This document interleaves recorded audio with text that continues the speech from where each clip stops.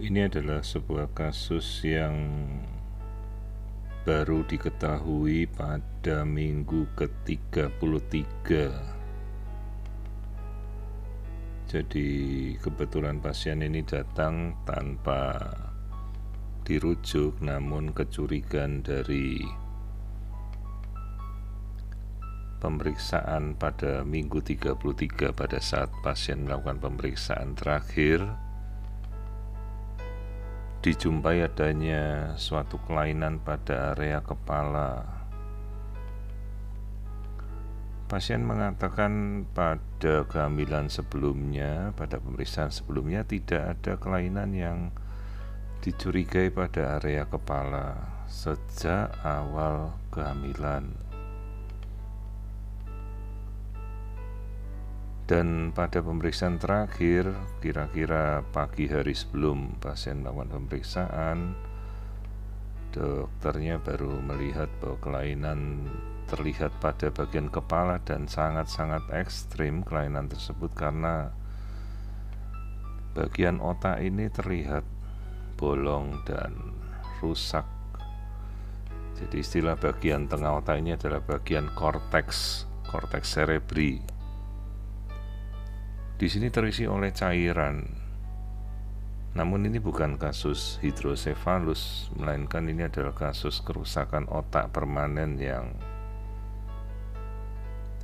kemungkinan sudah ada dari awal. Dan tentunya apabila kerusakan ini muncul membutuhkan waktu yang cukup lama, jadi tidak mungkin dalam waktu singkat akan terjadi kerusakan otak permanen di mana jaringan otak rusak hampir 3/4 bagian dari struktur kepala.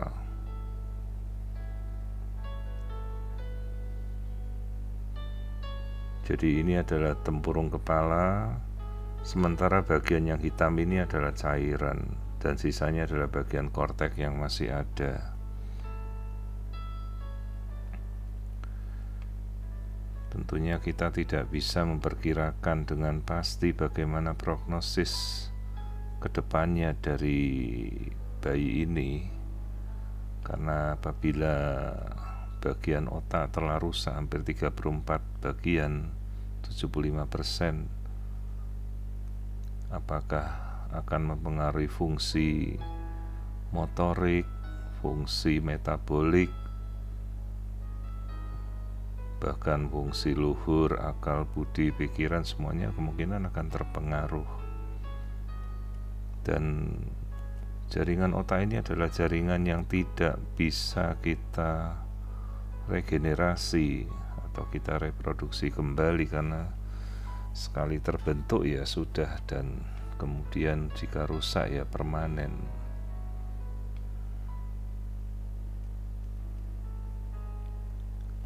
Tentunya kita perlu memberikan edukasi pada orang tua bayi, di mana minggunya sendiri sudah cukup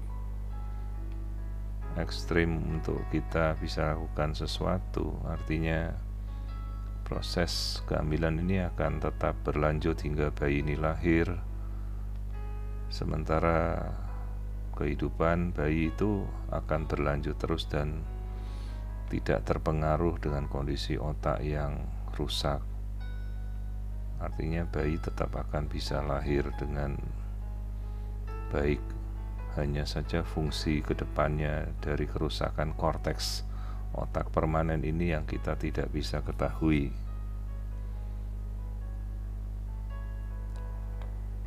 Apakah dia terinfeksi oleh suatu infeksi virus pada masa-masa kehamilan akhir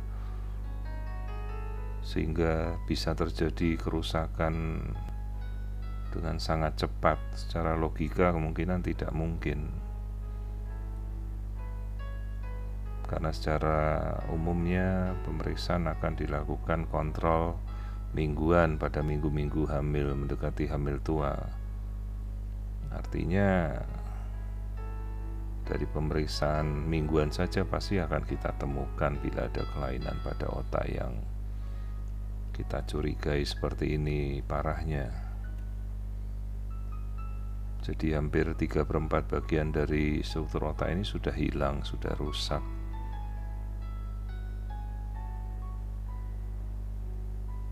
Kondisi kelainan yang kemungkinan disebut sebagai sisencefali, di mana bagian otak ini berubah menyerupai cairan, menyerupai suatu kantong kistik dengan bentuk tak beraturan.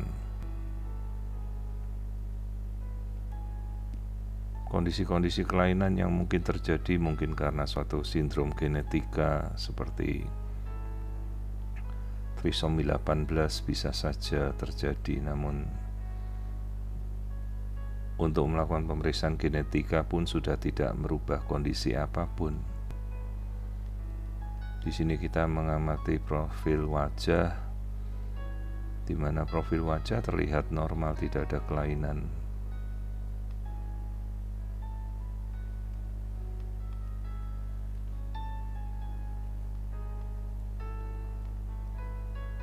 Di sini struktur kaki bisa mendekat ke wajah, bayi masih bisa membuka mata. Hanya saja ini fungsi motorik ke depannya yang kita tidak ketahui secara pasti.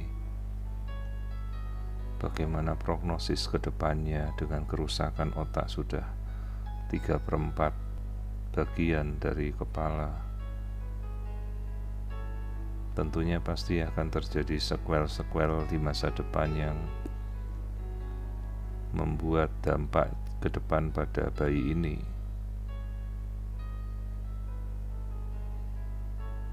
Jadi ada suatu kerusakan otak permanen 3/4 bagian dari otak, di mana jaringan otak telah rusak. Dan baru diketahui pada usia 33 minggu pada pemeriksaan kontrol terakhir si ibu. Dan karena kecurigaan tersebut, si ibu memeriksa diri mencari fetomaternal konsultan untuk kita amati lebih dalam kondisi apa yang terjadi.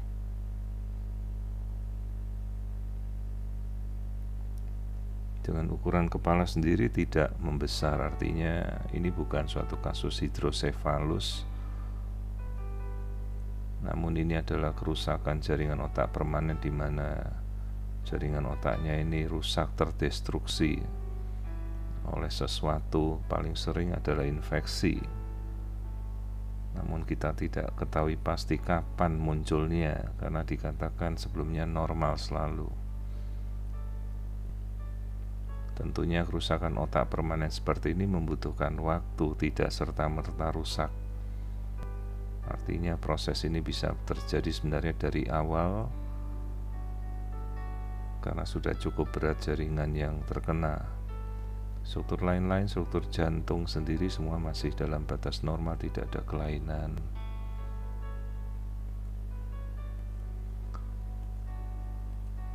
Pertumbuhan janin terlihat memang kecil, namun bisa saja ini suatu kompensasi akibat jaringan pertumbuhannya otak yang tidak bertumbuh.